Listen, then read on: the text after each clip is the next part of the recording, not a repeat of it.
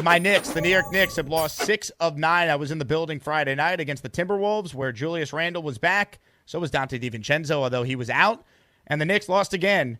They continue to play poor defense, and yet another loss for Tom Thibodeau's team. For more on the Knicks, we say hello to CP the Fanchise, who is the founder and creator of Knicks Fan TV, which is the largest Knicks platform on the internet, and he's kind enough to join us now. You also can hear CP on SiriusXM NBA Radio. CP, happy Sunday, man. Thanks for hopping on.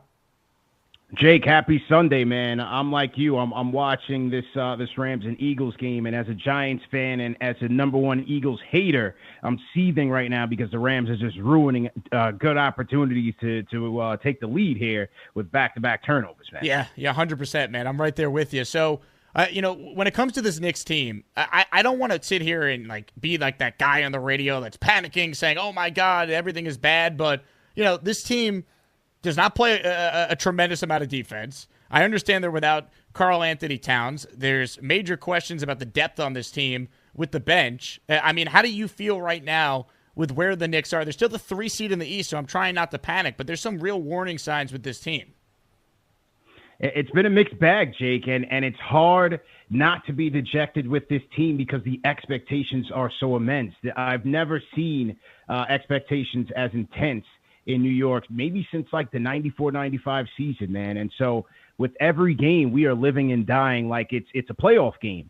And so in the micro, it can look like a nightmare for the Knicks because, let's face it, they don't play a lick of championship-style defense. They're the 20th ranked defense in the league. Offensively, they have been kind of inconsistent. When it comes to quality wins, they haven't been as consistent as you've liked.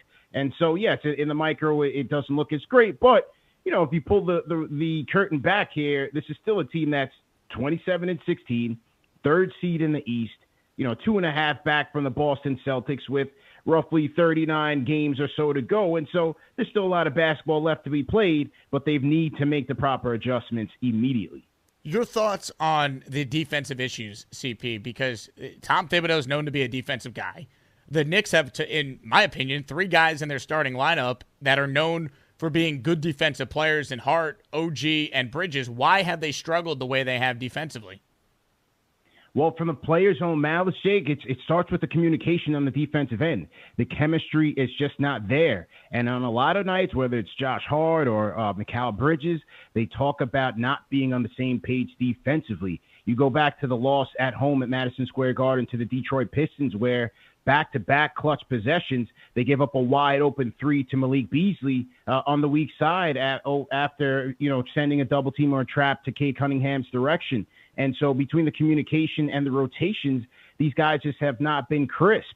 We can talk about the X's and O's with Tom Thibodeau all day when it comes to the defensive scheme. But if these guys are not on the same page from a communication standpoint, if they're not covering for each other or knowing where the other guy is going to be, you're going to have consistent breakdowns. And that's what we're seeing here with these Knicks. And so, they've got to get on the same page there. I don't like their inability to be physical on a consistent basis, especially with the wings. Just as you said, we dub these guys, OG Anunoby, Mikal Bridges, even Josh Hart, as wing stop. And a lot of the times, a fan said this the other night in the loss to Minnesota, they called them wing fried because these guys a lot of times are just not enforcing their will as you would expect. This is why you made the acquisition for Mikal Bridges, and this is why you paid OG Anunoby. So, these guys have to play up to their potential. And without Mitchell Robinson, and Tom Thibodeau said that, maybe it's February for Mitch. We'll have to wait and see. Tom Thibodeau also has to look and say, hey, is the personnel that we're trotting out there right now, are they able to handle this scheme? And if not, is there an adjustment that needs to be made to make sure that they are in lockstep? Because especially the 3-point defense, it's been woeful, Jake, absolutely abysmal. CP the Fanchise. You can follow him on Twitter at CP the Fanchise. He's the founder of Knicks Fan TV, the largest platform for any Knicks fan out there. Subscribe to them on YouTube or check out their work wherever you get your podcasts. He's joining us here as we talk all things Knicks. The minutes police, as Knicks fans are well aware of when it comes to Tom Thibodeau, they're out and about. And I got to be honest, CP, I've always pushed back on the minutes police, but I feel like this time around, there maybe is something to the amount of minutes that the Knicks are playing. I mean, the math is the math. They lead the NBA in starter minutes. The Knicks bench is dead last in minutes played. Is there something to be said for Thibodeau potentially using his bench, even if he doesn't have full faith in the guys he's putting in? Yeah, I mean, at this point, Jake, he has no choice because these are the cards that he's been dealt with. It's a very top-heavy team, as we know. And when they made the trade for Karl-Anthony Towns and Mikal Bridges, we all knew that this bench was going to be woefully thin. Losing Dante DiVincenzo was major because, prior to the Cat trade, when they made the Bridges trade, you're sitting there thinking like, wow, you have Josh Hart off the bench, you have Dante DiVincenzo off the bench. This could be really strong.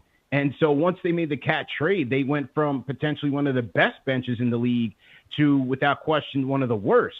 But all that being said, Tom Thibodeau has no choice but to utilize these guys and find the proper combinations that can give the starters adequate rest and also be impactful. One of the things that Knicks fans lamented in that loss against the Timberwolves was you had Cameron Payne coming in as a microwave scorer on a night when he's on 18 points, 7 of 10 from the field, 4 or 5 from downtown, yet only nets 13 minutes on a night where you're struggling for offense. And so that was a bit short-sighted on Tom Thibodeau's part. Nevertheless, you have Precious Achiuwa in that same game. He logged 36 minutes in that night. Miles McBride is coming back slowly. And so those three guys are going to be relied upon to provide the majority of the bench production. We'll see what happens once Mitchell Robinson comes back and the impact on the rotation. But, hey, you may have to sprinkle in an Ariel Huck-Porty, a Tyler Kolek, or even a Pacome Dadier and see what these guys can give you because as of right now, especially when I look at a guy like an OG Anunoby, and sometimes he looks like he's just got a bit tired legs out there. So they've got some soul searching to do, and this is the team that they're dealing with. So this is what they have, and that's who they're going to have to go out there to win some games. NBA trade deadline is Thursday, February 6th, so just a few weeks away. You bring up Mitchell Robinson. I mean, we continue to really hear nothing on his status. Are you among the mindset that you got to see Mitch play in a couple games here before the deadline, and if not, the Knicks got to be aggressive and maybe try and get a backup center? Yeah, and that's going to be the difficult part because it doesn't seem like they are really committing to a concrete timeline as it relates to Mitchell Robinson's return. And so we have to hope that he's even healthy enough to even play this season because they've kind of been coy in terms of when he can come back. But he's a guy that when he is on point and he is here, he's going to help this team tremendously as it relates to his help defense, protecting the rim, offensive rebounding, getting these guys second chance opportunities. Prime Mitchell Robinson is someone who has always helped the Knicks in terms of establishing and maintaining their identity because right now they just don't have it, especially when it relates to the defensive side of the ball. Now, where the trade deadline is concerned, it's going to be difficult because they just don't have many assets to work with.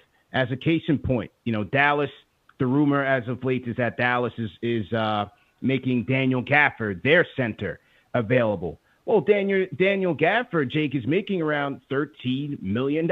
And so in order for the Knicks to go out there to get a Daniel Gafford, they would either, A, have to try to entice Dallas to take Mitchell Robinson in a one-for-one swap, or you would have to put Precious Achiuwa, Jericho Sims, multiple picks, multiple players for a guy like a Daniel Gafford. And so with the Knicks right now, we just talked about at the opening of the show where they're looking for depth. Parting with your depth for a player that's only going to provide nominal gains isn't the best use of your resources when they're already limited. So Leon Rose and these guys, they're going to be in a tough spot as it relates to the trade deadline in terms of the type of talent that they can bring back. There were also rumors that they are showcasing Jericho Sims. I don't know what type of player they'd be able to get back for Sims. But, for a guy like Sims who's making small amounts of millions of dollars, the return may be small. So I wouldn't look for them to be making a home run at the trade deadline. It's really going to be on the margins, and hopefully they can get lucky there. As things currently stand, CP, do you look at this Knicks team, and let's assume they get Mitchell Robinson back for this conversation, and Karl-Anthony Towns is healthy, and he ends up, still being what we saw for, this portion of the season to this point. Do you still think the Knicks have a team that is good enough to at least get to a conference finals, if not the NBA finals? Yes, I do. Absolutely. With the offense that they have And if Jalen Brunson and Karl Anthony Towns are in your starting five, those are two of the best shot creators in the league. Karl Anthony Towns playing at an MVP level. The way that he's transformed this offense this year has been MVP worthy. Like with those two guys, they're going to give you a chance every single night because of how talented they are offensively. And the starting five as a whole, I mean, this is one of the better starting fives when they're on in the entire league. And so they will give the Knicks a chance to get to the Eastern Conference Finals. And like I said, Jake, they're 27-16. There's about 39 games left in the season. There's a lot of basketball to be played. You have a whole all-star break for these guys to rest up, go to Cancun, refresh, as Josh Hart has said he wants to do, get their legs under them, and get ready for that final push. Because, hey, look, they're 2.5 games out behind Boston for the second seed. Boston, by the way, who was 8-8 in their last 16. So the champs are struggling as well. And I'll give you two examples, Jake. Last year, you had the Indiana Pacers. The year before that, you had the Miami Heat come all the way from the NBA play-in all the way to the Eastern Conference Finals based on a second-half surge. And by the way, what do those two teams have in common? They both eliminated the Knicks on the way to that said conference finals. So, things can change. These guys can regain their chemistry and get hot at the right time. It's about playing your best basketball later in the season and not right now in January. So Knicks fans just have to brace up, keep the faith, and this team, to me, I believe they still have a chance to make it to the conference finals. Knicks fans, if you haven't already, also need to subscribe to Knicks Fan TV on YouTube. They have almost 88,000 subscribers. It is the largest platform on the internet if you are a Knicks fan, and CP created it. You also could check them out on SiriusXM NBA Radio. CP, enjoy the rest of the NFL games on today, and I'll talk to you soon, man. Thanks so much.